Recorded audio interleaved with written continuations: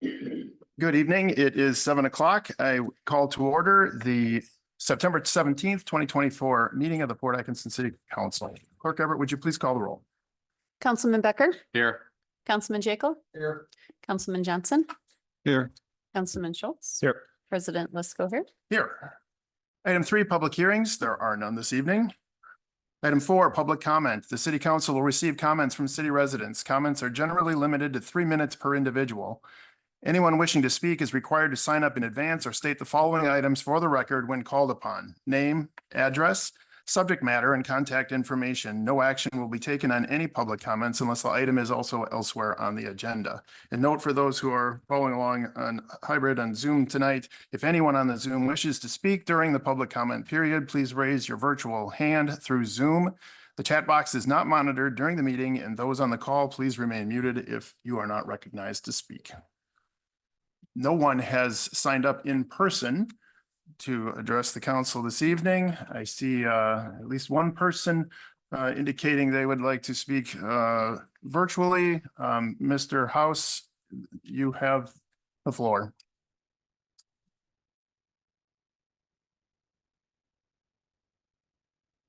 Sorry, didn't unmute. We okay? We're hearing you just fine. Very good. I would like to bring up something about that new vehicle that we bought, the electric vehicle. There was shown a really nice article from some other community, says it's a great purchase. They really like it. I did ask the police or the fire chief how to put the fires out on them. He said he was going to go buy some blankets. I don't know if he's done that yet or not, but I kind of poked around the internet and they're like $2,500 a piece and you can only use them once. I also found out August 19th, 70 miles north of Sacramento, California, firefighters used 50,000 gallons of water to put out an electric truck. All that residue, I'm sure, made it to the Pacific Ocean. They also had to drop fire retardant in the whole area to keep it from burning down all the woods around that area. I'm wondering where that safety protocol product went to. I'm assuming that probably made the Pacific Ocean. That's why I'm personally deadly against electric vehicles. Another thing that I have a question about is buying another ambulance. I see Lake Mills, they got rid of all of their in-house EMTs and they hired Ryan Brothers because it was a lot cheaper. I see Cambridge was negotiating with Sun Prairie and Cottage Grove about them coming and taking over Cambridge's, and the figures were astronomical. I thought I saw $350,000 for an ambulance, plus Cambridge was going to have to put housing quarters either in their building or add on to it. What are we doing in Fort Atkinson? Are we trying to be the biggest fire department in the state? So I guess I may be the bad person always complaining, but you know, we're just spending way too much money. And how are the balance sheets coming for each one of our properties that we are holding and not getting any revenue from? And I had asked about that last meeting. And a reminder is like Lorman's land, which we can't use for 5 years. Banker Road, which has been sitting there for many years. Mr. House, your 3 minutes have expired. Thank you for your comments. You bet. Is there anyone else on Zoom who would like to address the council? Yes, this is Ron Martin, 409 Natick Drive.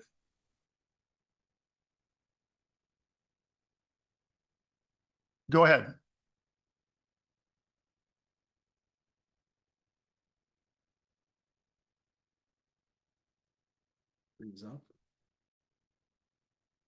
Mr. Martin, I think we may have, your computer may have frozen on us. My Zoom meeting, my system keeps freezing. I apologize, technical Okay. difficulties. We hear you now. Go ahead. Okay, I had questions regarding the new ambulance you're proposing to buy. When the referendum was sold to us 2 years ago, we were told it'd be about $770,000. This new ambulance is about half that cost. So how does it fit into the annual costs for the fire department? And is it possible to cover this? Would another referendum be considered or possibly undertaken in the next year or two? Thank you. Thank you. Anyone else on Zoom wish to provide some comment?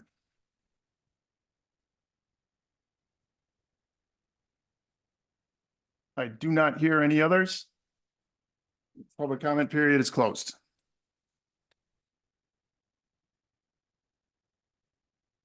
Item 5, consent agenda. The consent agenda outlined below is hereby presented for action by the city council. Items may be removed from the consent agenda on the request of any one council member. Items not removed may be adopted by one action without debate. Removed items may be taken up either immediately after the consent agenda or placed later on the agenda at the discretion of the council president. I move to approve the consent agenda as listed, items 5A through 5J. Second. The motion and second to approve the consent agenda. Any questions or discussion? Hearing none, the motion is to approve the consent agenda as listed, items 5A through 5J. All those in favor, please signify by saying aye.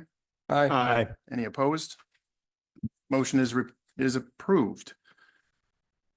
Petitions, requests, and communications. Item 6A, presentation on the Summer Aquatic Center season. We have our Parks and Recreation Director, Dayton, with us this evening. Hi there. Before I get rolling here, I also want to share that we have our new seasonal guide out here, fall and winter guide for 24-25 season. So we have hard copies at our office, and then also it's available online. So we had another great year at the Aquatic Center. So this report kind of goes over a few things, some statistics, some numbers that you may see from what we see there at the Aquatic Center, and then also a quick timeline of how things kind of happen at the center. So in that April-May timeframe, that's when we really start working at the Aquatic Center. We get staff hired, we interview, and then we also have our maintenance staff get to work on the center itself. The pool typically starts to receive all of our chemicals. We do a once over of our acid pumps, our heaters, check our filters and those kind of things prior to even having anybody step foot in that pool. In total, it takes 30 hours to fill the main pool, and then an additional 20 hours to fill up the dive well. And that's 300,042 gallons of water that it takes to fill up that entire pool. And also beyond that, we also have our pool heated to a consistent 82 to 84 degrees throughout the summer. Additionally, once we get into the actual season, our opening weekend this year was June 1st and 2nd. Our first day, we ended up closing down due to weather, but then on our second day, we saw almost 400 people on that Sunday. So everybody was getting ready to go, really excited to get after it in the pool. In June, we were open 28 out of the 30 days. And then at that same time is when we hired our new pool cleaner, Squeegee, which I'll talk about a little bit later as well. We are pretty unique where we also offer a night session of swim. So as you can see there, we're open during the normal hours in the afternoon, but we also offer that 6:30 to 8:30 p.m. Swim, which if you haven't gone, it's a great time to go. If you have families, it's not as packed, and it kind of gives a different view of the pool too at times.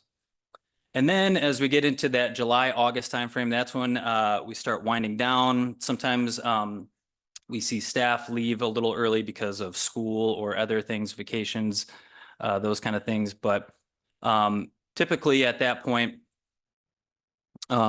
we start to transition to like a new time frame where we actually close down our night swim, and then we just have like an afternoon swim.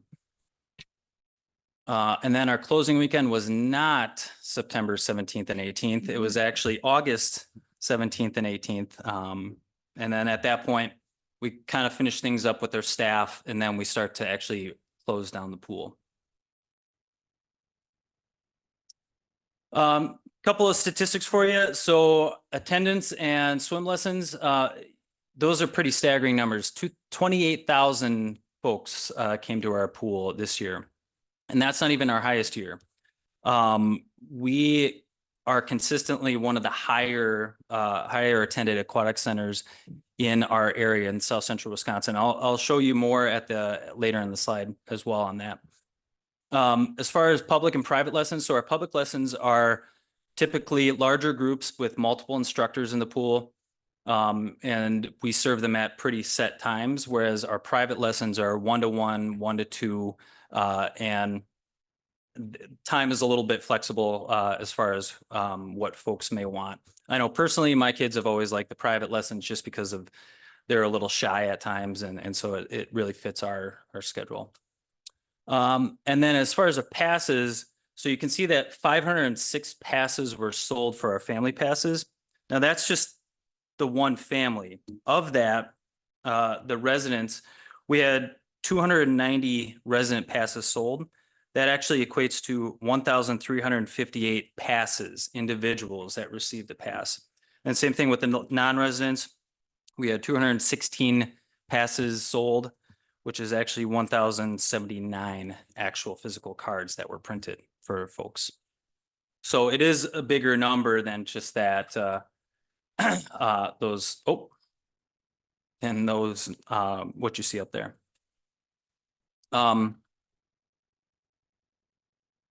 Sorry about that. As the aquatic center too, we're kind of a highlight of the community. We get a lot of folks that come out to us asking for partnerships, or if they can bring their groups to attend the center throughout the summer. We had 22 groups visit the aquatic center this year. That's like base, the YMCA, they'll bring like their summer camps. But then also we see other groups like sports teams that'll have like a party at the aquatic center. We also have fun days to attract more folks to the pool. We have 15 special event days this year. Some of them are pretty consistent, like our treasure chest and then rubber ducky race days. Those happen multiple days throughout the, or once per month or multiple times in the month. And then we also have special days like USA Day, which is on the 4th of July, or Hawaiian Day. So those are just different things that we really do to attract more folks to attend. And then we also have several events that take place within the aquatic center and around it. We had our youth triathlon this year with 80 participants. And then as part of that too, we had our We Train program, which saw 61 participants. That's several days. I think it's 5 days that kids come to the pool, they swim, and then they do a little bit of biking in prep for the actual triathlon. And then we also open it up to some of our other programs to get folks more into the pool after hours as well. So another service that we provide to the community is employment. A lot of our staff are younger staff, youth staff, college students. And so we are lucky enough to have a solid group of staff that return year after year. And that's a good sign for us. It's a great atmosphere. There's a lot of cooperation. And as you can see, 14 people have been there for more than 4 years. That's pretty good. This year, we have not, luckily, we did not have to close down due to staffing. Some other area aquatic centers may have to pull that trigger every once in a while when they just don't have enough staff, and so they have to close their pool. Thankfully, we weren't one of those. And year on year, it's around 40 to 50 staff that we have. And as I mentioned before too, we had a couple of upgrades. One, we had the new pool heater that was delayed for a while. We wanted to get in prior to the start of the season, but the manufacturer had some issues, and so it ended up going in at the end of this season, which was just fine because our vendor also helped us out anytime our existing heater saw any troubles. So they were able to come in and fix it for us. So we were thankful for that. And then Squeegee, the robot pool cleaner, staff went through, they suggested a bunch of names. We narrowed it down to a handful and then put it back out to them. And Squeegee was the name that was picked. And I joke that Squeegee's last name is Atkinson. So we like that. And as far as its use, staff have said that it's great. It picks up more material than the hand vac that we used before did. So it's not only taking time off of our back where we would have to do all this work, and it's also providing us with a better quality product. And then lastly, here's some comparisons throughout South Central Wisconsin. So Brett Ketterman sent out a little survey to area aquatic centers because they all work together pretty closely and got some numbers for us. As you can see on the left side, the attendance side, the closest competitor that we had was Columbus. And they had 22,000 or just almost 23,000 patrons this year. We're again always kind of that one top spot in the area, and actually I would argue that even some of the other pools that are in larger communities, I would say we would rival them as well. And then as far as revenue is concerned, our concession stand is top shelf. People love it. It's affordable. A family can come there and they can feed all the kids and still have money to take home afterwards. So. But we still make a good chunk of money off of that as well. And it's so noteworthy that my daughter talked about the pretzels just a few days ago and how she loves the pretzels and the cheese. So it stuck with her even several or a month after we've been closed.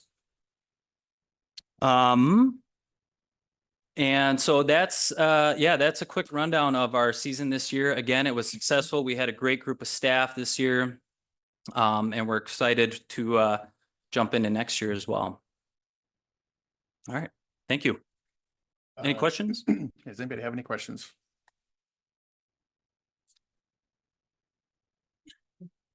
No questions, but thank you for the report. Thanks for another great year there. And in the interest of full disclosure, my youngest daughter is one of the managers there. So I'm partial to that facility. Thanks All right, very much. Thank you. All right, resolutions and ordinances. Item 7A, review and possible action relating to a resolution requesting exemption from the county library tax for the city of Fort Atkinson. Manager Hausman. Thank you. The Jefferson County Board has established a county library service and levies the county library tax. Statutes provide that a municipality is exempt from that tax if we levy a minimum amount for public libraries. Annually in September, the county calculates the levy amount and provides that to the city.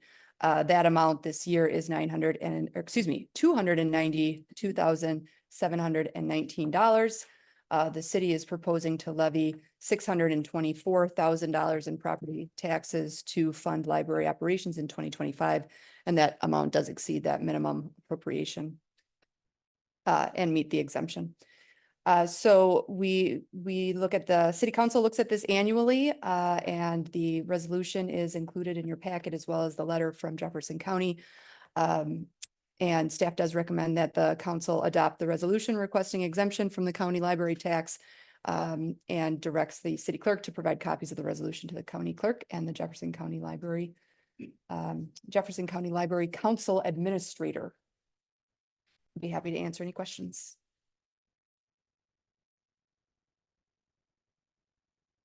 Any questions?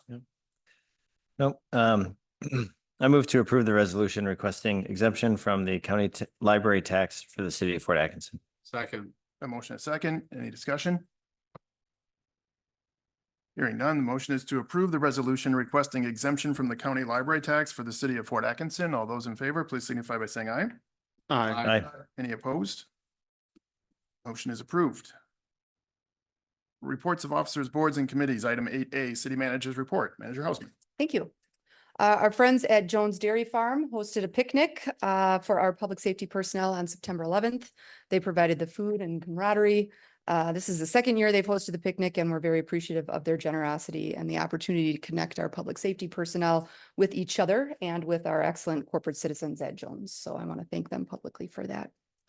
Jefferson County Administrator Ben Waymeyer has announced that he's leaving the county and will become the president and CEO of the Greater Watertown Community Health Foundation. Ben has been a strong and steady leader for the county, and I'm pleased that those of us in Jefferson and now Dodge counties will be able to continue to benefit from his expertise. We wish him the best in his new role. He really did a great job kind of connecting some of the communities in Jefferson County relating to fire and EMS service, and we will continue that work when he in his absence. He was also an advocate for economic development. He was one of the people who came up with JCEDC Thrive Public-Private Partnership, as well as extraordinary efforts in housing in Jefferson County. So he will be missed. Today is National Voter Registration Day, and if anyone missed it, they can still register to vote prior to the November election, and I encourage all to do so. Our staff in the city clerk's office will mail about 800 absentee ballots to those with requests on file this week. Please reach out to Clerk Ebert and her staff if you've got any questions about voting or anything else about the upcoming election. And also just recall that the city council meeting that is scheduled for Tuesday, November 5th was moved to Thursday, November 7th. So that first meeting in November will be on Thursday instead of Tuesday to accommodate the election. As you can imagine, it gets pretty busy around here, especially for Clerk Ebert and her office that day. The annual waterway cleanup is scheduled for September 21st at 9 a.m. to noon at Bark River Nature Park. Thank you to Protect Wisconsin Waterways for organizing the event and assisting communities in keeping waterways clean. Staff at the wastewater treatment facility are hosting an open house on Saturday, September 21st from 10 a.m. to 2 p.m. At 1600 Farmco Lane. They will provide tours of the newly renovated facility. And the fire department will host an open house on Saturday, October 12th from 11 a.m. to 3 p.m. at the fire station. So save the date for that. The Janesville Avenue and Main Street Corridor Planning Committees will be meeting on Monday, September 23rd to review and discuss the preliminary work from the city's planning consultants. A fall hydrant flushing begins on September 27th and will run through October 11th.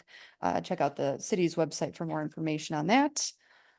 We are still hiring. We're hiring a wastewater utility superintendent, a city engineer, public works crew person, public works laborer, firefighter, paramedic, police officer, and soon we will have a posting for a confidential administrative assistant in the police department, which is the previous records clerk position. So please visit the city's website for more information. And we've also been continuing to work on the 2025 operating budget and 2025 through 2030 capital improvements budget and plan. That first draft of the document is set to be published prior to the October 9th City Council workshop. And finally, I just want to wish Clerk Ebert a happy birthday tomorrow. Thanks. Okay, thank you for the report. Item 9, unfinished business. There is no items under that. New business, item 10A, review and possible action relating to the repair of Fort Atkinson Fire Department tender 8192 at a cost between $16,000 and $18,000. Chief Peterson. Good evening. We're here to discuss the repair of one of our pieces of equipment, our tender 8192, which is a 3,000 gallon water tanker. For some background, I'll explain what a tanker or tender is. We operate two on our department. One is a 1994, which we're here to discuss tonight. And we also have a 2002 tanker, both 3,000 gallons. So these tankers are used in what we call rural operations, and that's in sometimes areas of the city, but mostly in the townships where there are no fire hydrants. And that forces us to bring all the water that we need to use to fight the fire out to the scene. And we accomplish this with these water tenders. So when we arrive at the scene, the tenders will drop, looks like swimming pools, they're tanks, they'll put all their water into that. And then the engines on the scene will suck the water out of that and then push it to the hoses that we're fighting the fire with. After the tender does that, it'll leave and go and fill up. and kind of get a cycle going, trying to keep up, filling up the water tanks with the amount of water that we're flowing. And you can imagine with 3,000 gallons being in that tank and we're flowing 200 gallons a minute out of a fire hose, maybe 500 gallons out of a monitor, we'll go through that tank pretty quick in a matter of minutes. That's why we have two tenders. And also one as a backup or when one goes out of town to assist another town. So we're having a problem with our older tender, the 1994 tender. While we were recently training, we noticed the back was leaking and the chutes that dumped the water out had shifted. After we gave it a good investigation, we found we had to take it to Marshfield to have the vendor that rehabbed it look at it. Back in 2018, it originally had a steel tank. The decision was made at that time to invest in it so we didn't have to buy a new vehicle, and they put in a plastic liner on the inside. That's what we discovered was leaking. So when the vendors looked at it, they had to take the back of the tender off. They noticed that the welds on the inside of the baffles were broken. So they cut another hole and sent a guy in and noticed most of the baffles, which keeps the water from moving back and forth while you're driving, the welds in those had broken, primarily probably due to poor workmanship back when they did it. So that brings us here tonight. With that, they'll have to sub out that and bring another plastic welder in to repair it. So we don't have to take the inner liner out, but it takes extensive repairs at about $16,000 to $18,000 to do that. So I, like all of you, want to see other quotes and get more information on it. Unfortunately, the process to look at it was extensive, right? They had to pull the back of the tank off to get in there and look at it, which doesn't make it easy to drive it around to other vendors to get quotes. So what we did is we talked to vendors that we use on a regular basis to get their thoughts, and if they could do it. They thought that lined up with what they would charge, and they would also have to sub out the plastic welding to another specialty company. So we're comfortable with the price. We are comfortable with the vendor that's going to repair it. Doing due diligence, we spoke with the city attorney. The tank originally had a 30-year warranty, which is frustrating. However, that subcontractor subsequently went out of business. So we're unable to go after that warranty. The vendor that did the majority of the work had a 1-year warranty on the equipment, and that's been expired by 3 or 4 years now. So in talking to the city attorney, he kind of agreed with what we thought, is there wasn't a lot of recourse with that. The best estimate they could get would be between 16 and 18,000, which I would expect there's probably a window in there, because like most of these repairs, they don't know until they actually get in there and see what exact work needs to get done. So with that, staff proposes to pay, we're going to pay this out of our truck maintenance account for the fire department. Last year it was budgeted at 60,000, although as of August 1st, we've spent 48,000 already on vehicle repairs. It's been a difficult year. So we'll be going over that account and trying to use that remaining from other budget areas. So we recommend City Council approve the inner tank liner repair for the fire department tender 8192 at a cost between 16 and 18,000 with S&R Truck Limited in Marshfield, Wisconsin. So with that, I'd be happy to answer any questions.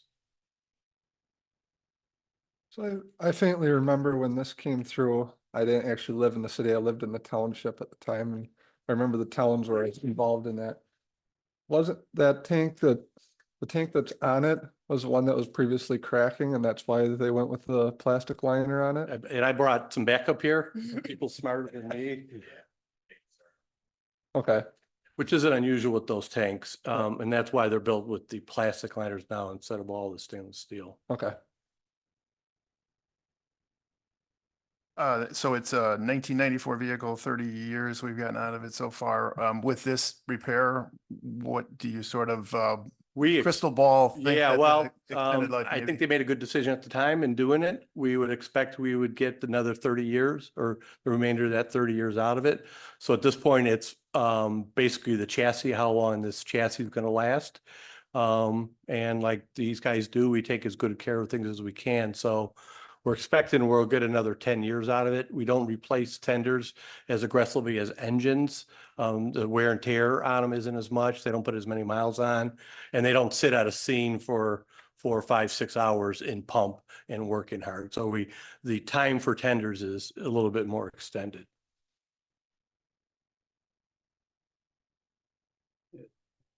Chief, I appreciated you gave a very thorough explanation and I mean, fortunately, it's an older piece of equipment and I mean, just sounds like if we didn't go through with this repair, we'd only have one tender truck and that's really not ideal from an operational standpoint, correct? I would correct. Our operations are based on 2 tenders with tenders coming in from other cities. But there's a huge built-in delay with other cities. And we would never keep up with the water we're flowing to put out a fire with just one tender. That, and we have a responsibility to our neighbors to go and help them. So if we were down to one tender and we had to help another town, we would be naked. We would have only the water we carried on the engine. So 2 tenders in this area with the size that we protect is mandatory. Got it. How long does it take to fill an empty tender? So a lot depends on the drive time. Depending on how far out we are, we'll come in probably to the closest city, which is usually Fort, but if we're closer to Jefferson or Whitewater, we'll go there. Fill in a 3,000 gallon tender, maybe. Yeah. So it actually takes longer to hook the hose up and do all the valves and unhook it than probably to fill it. So 5 or 6 or 7 minutes. Well, I am comfortable with this, so I will move to approve the repair of Fort Atkinson Fire Department tender 8192. At a cost between $16,000 and $18,000 from SNR Truck LLC. Second. A motion and a second. Any further discussion? Hearing none, the motion is to approve the repair of Fort Atkinson Fire Department tender 8192 at a cost between $16,000 and $18,000 from SNR Truck LLC. All those in favor, please signify by saying aye. Aye. Any opposed? Motion is approved. Item 10B, review and possible action relating to the purchase of a new fire department ambulance from Foster Coach Sales Incorporated at a cost not to exceed $378,948. Chief Peterson. Thank you. So regards to our new ambulance, as you know, our department prides itself on the outstanding EMS service we provide our community. And to that, we're talking about replacing our oldest aging ambulance. I'll go over the steps we've taken to select this new vehicle, why it's a necessary investment on the city's part, how this purchase will help us continue to serve our residents, and also talk about the financial aspects of this purchase to give you a complete picture of what you're discussing tonight. And I also brought these gentlemen that were instrumental in this project that was started before I got here. So about our EMS coverage background. So due to our high call volume, our department operates 3 ambulances, which is the norm for a city that our size. We have 2 ambulances staffed by our on-duty people. And the 3rd ambulance, which is we're discussing replacing, is what we call in a ready reserve status. So that's available to off-duty people coming back and part-time staff to use when we have 3 consecutive calls or a large accident or a multi-patient incident. The ready reserve ambulance is also moved up into a frontline status when one of the frontline ambulances is out for repair, having a PM done on an extended medical run or out on mutual aid. So having 3 ambulances clearly ensures a readiness and coverage, even when one of our vehicles is out. I'd also say we probably maintain our ability to cover all of our EMS calls without relying on mutual aid from other departments, which is unique to fire departments of our size. We go out consistently to help other departments. In my tenure here and in the year prior to me getting here, I was told there's never been a time where another ambulance had to come in here and take care of one of our calls. Due to the fact we have 3 ambulances and due to gentlemen like this and our robust part-time staff, we're able to handle all of our calls, which reduces response times. And also from a financial aspects, we're able to charge for the service and recoup those fees. So the replacement ambulance is a 2004 GMC Kodiak. It was repurchased used from a town in Ohio for $30,000 in preparation of the town taking over the full-time EMS commitment. At that time, the fire department only had one ambulance. It's shown its age. It's extremely poor ride quality. And at 20 years, it far exceeds the NFPA 1917 standard for ambulances, which recommend a 7 to 10 year lifespan on frontline ambulances. The ambulance was identified in previous CIPs for replacement around this time. So our staff formed a committee and did a needs assessment and then reviewed and demoed all the available ambulances out there. We identified a number of key issues. One is having it built by a leading manufacturer, which maintains reliability of the vehicle and also maintains our investment in the vehicle. We have a door forward design, which moves that side door entrance to go into the ambulance as far forward as you can in the cab. And that gives us greater patient access so we can have 2, 3, or 4 medics working on a patient at once. We want to be able to protect this investment and be able to re-chassis the patient box. So as part of our spec, we ask that the box itself can be removed when the drive truck wears out, and we can place it on a new truck, which significantly reduces the price when this ambulance needs to get replaced. So right now, as we talked before, the lead time on vehicles is crazy. It's for engines was almost 4 years, and for this was almost 900 days to get vehicles purchased. So, and I think there's been some discussion on that of why we're so far ahead of when we want to buy it, simply because we're looking at a 2027 delivery date, and we have to get in line to get these things built. So we sent out an RFP, and including those requirements and all of our specifications we identified. We only got one quote back from Foster Coach, and that was mainly due to the door. Other ambulances companies are not using the door forward design, which is the modern design. They didn't have the ability to build a vehicle that they could remount. And then probably most importantly in our spec, we asked for no money down and payment due upon delivery, where the other companies wanted a down payment and payment in full before the vehicle would be built. And you can imagine the position that puts us in to have to come up all that money up front and then wait 2 or 3 years in order to receive the vehicle. It just wasn't a good investment in our opinion. So the leading manufacturer, I think, sees that, Foster Coach, and allows us to put a quote in, get in line in the queue, and then not have any money down or pay for it until it's actually brought back to Fort and we're ready to take delivery. So for some other background, we will rotate the ambulances. When the ambulance comes, we'll run it for a year frontline, and we run a lot of calls. And so we'll be able to find any issues with it while it's under warranty. Once that year is up, we'll rotate the ambulances like we do now to ensure they're all being exercised and we're wearing down the mileage pretty consistently rather than wearing down the mileage and the vehicle on the newest rig. And then lastly, we won't be looking at another ambulance, which is our 2017 Ford, and it won't be identified in the 5-year CIP, and it probably won't be replaced till at least 2032. So the purchase and payment, the quote came back at $378,948. If approved by the council, we would sign the quote, which secures this price and then puts us in line to have it manufactured. And as I mentioned, there's no money down with that. When it's time to manufacture it, we will meet with them again to sign the final purchase order. And that'll lock in the final price. And the reason that's done is, if you can imagine, it might be 2 years before they're ready to build it.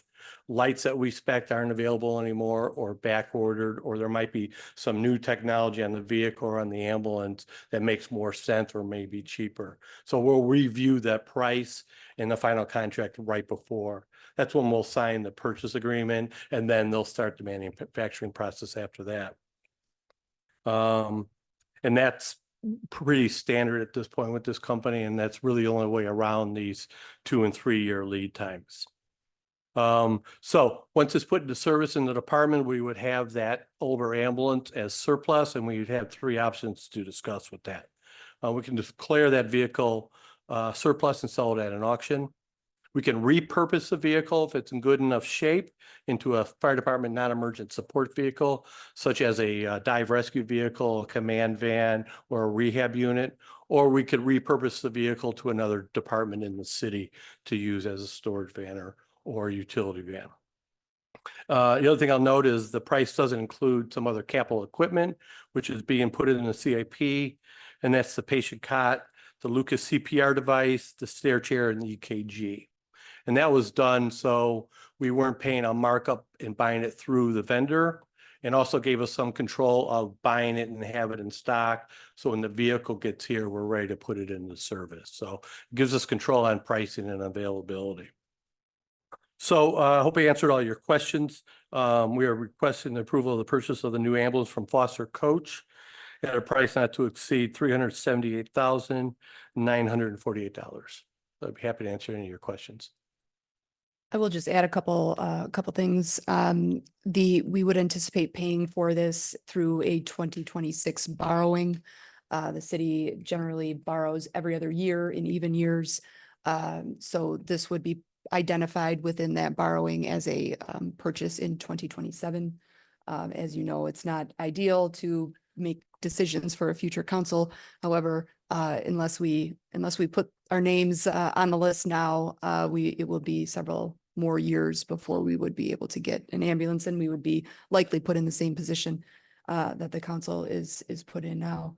I'd also just want to address a couple things. We do not anticipate there would be a significant impact on the operating budget due to this ambulance. We currently have 3 ambulances in service, and so we pay for the supplies and maintenance and equipment for those 3 ambulances. If anything, there may be slight savings for maintenance if we have a new ambulance versus running this 2004 ambulance and trying to get that repaired continually. And then I will also just address that the city does not have to go to referendum for capital costs, for capital improvements, or for borrowing.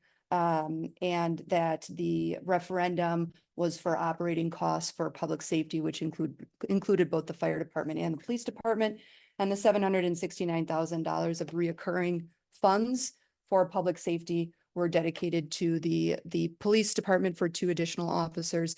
And then it was half of the net cost of the 12 firefighter paramedics or firefighter EMTAs. And that with the net cost, meaning we took out the revenue anticipated for EMS calls. So the full cost of all that staff is much more than $769,000, but we did net out the revenue for EMS because EMS is actually the program that provides a revenue source, which is why it's in its own fund and not part of the general fund. So we do get revenue for the EMS calls. We do not get any revenue for our fire calls. So just wanted to make a couple of additional points. I'd be happy to answer any questions from the financial side of this as well. With that statement of the revenue portion, do we use some of that revenue to help maintain these ambulances? There is an account within the EMS fund that's for equipment maintenance, but it's still a really new fund, right? 2023 was its first year. So we're still trying to right size fees and right size calls and make sure we have proper billing taking place. So I would anticipate in the future that it would pay for more of the EMS side of the operations, but we're continuing to monitor the revenue side. Okay. So in the future, a revenue from that could be used towards purchasing ambulances and that style. It's not likely that it would be used for capital because it's an operating, and this is a significant cost. And if we're charging patients the amount that it would take to replace an ambulance even every 15 years, that we would be charging patients far beyond their ability to pay and Medicare and Medicaid reimbursement rates and all the other things. I will also just mention that it is a possibility if the EMS fund becomes more successful that it could pay a portion of the debt, like debt service back over time for some of these types of purchases. Okay. And I'll also mention that when we renegotiate the contracts with the towns in 2025 for the next 10-year cycle, we will include ambulance equipment replacement in that contract negotiation. So right now we have separate fire contracts and EMS contracts, and the EMS contracts don't anticipate or really don't include an equipment replacement, whereas the fire contracts do. So we'll kind of re-up those and make sure they're right size for the services that we're providing and the cost of the services that we're providing to our town partners. Okay, thank you. I thought, Rebecca, your explanation was very thorough, as was the chief's again, and I look back on this and you mentioned the referendum and how we're not planning to go to one in the future, and I just, I look back and not to get too nostalgic, but I've been on the city council now for almost 10 years, which is hard to believe, and when that referendum passed 2 years ago, I consider that one of the proudest things I've ever played a very small part in making happen.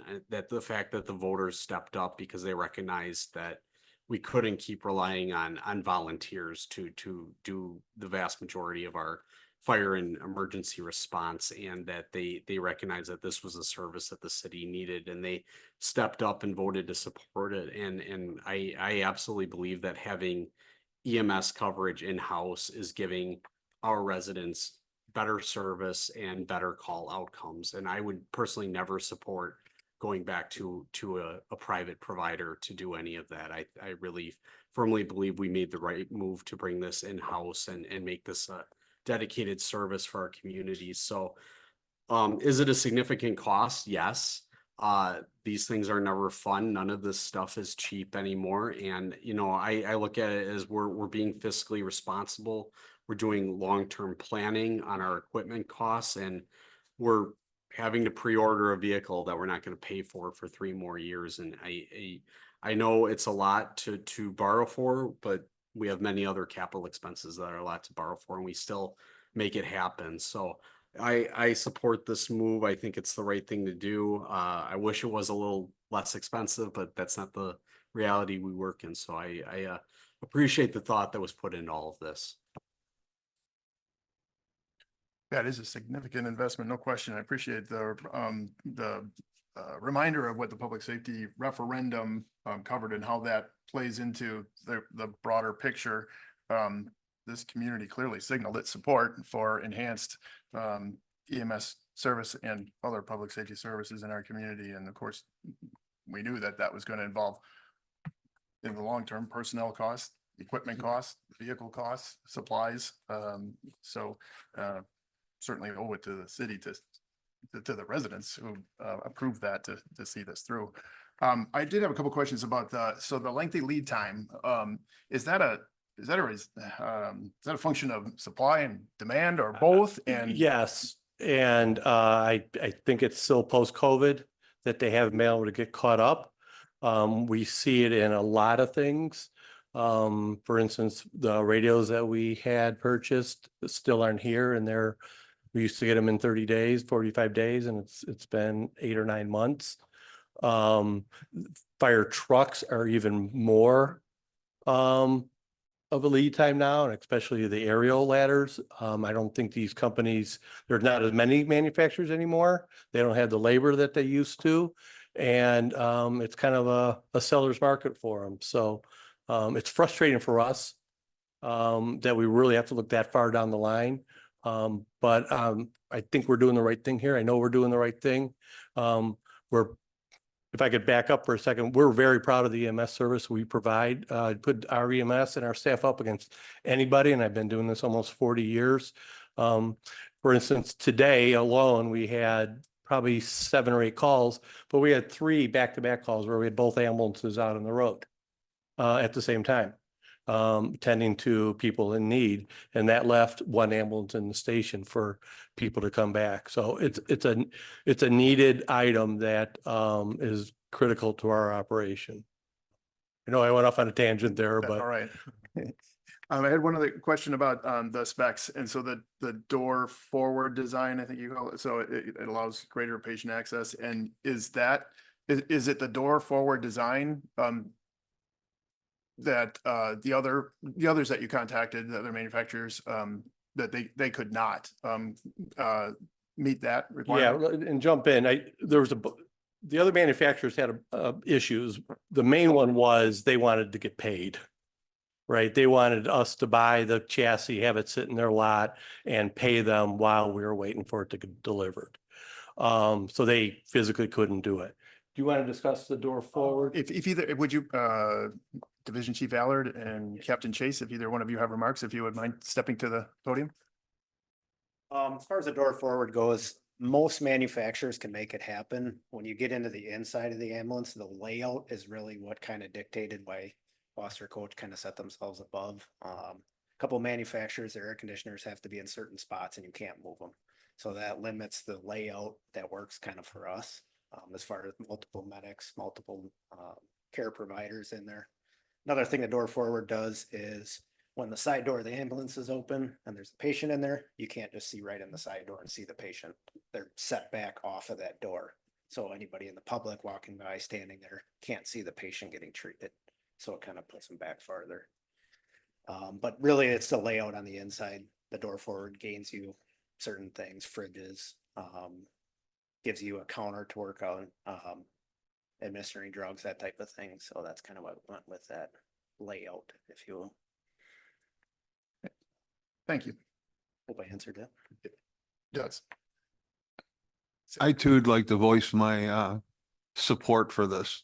I like the proactive approach. The fact it's a shame that we have to reach out so many years to get one, but to stay on top of that is important. That the service that we offered can be measured in lives saved rather than measured in lives lost because we didn't stay on top of this game.